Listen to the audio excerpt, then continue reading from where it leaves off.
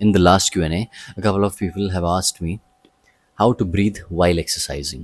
तो बेसिक है, जब आप लोड को पुश कर रहे हो या पुल कर रहे हो ग्रेविटी के against, then you have to breathe out. जब ग्रेविटी के पास जा रहा है load, you breathe in.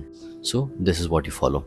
And there is one more technique of breathing, that is powerlifting technique of breathing, in which usually heavy loads are used, जैसे deadlifts, squats. इसमें when you breathe, what you do is you breathe in, you perform the rep while holding your breath, and you come up or complete the rep and breathe out. Again breathe in, perform the rep, complete the rep, breathe out.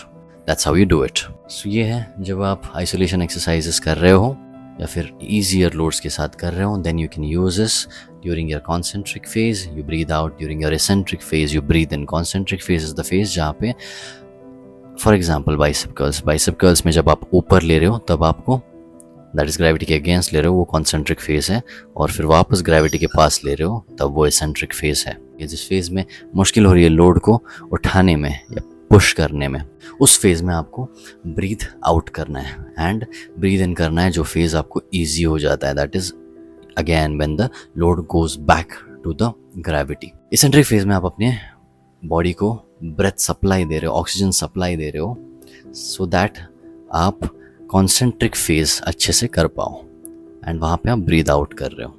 So this is the basic logic. हाँ, also कुछ लोगों को क्या ख़राब आदत है कि during exercising they don't focus on their breath and they end up holding their breath for too long.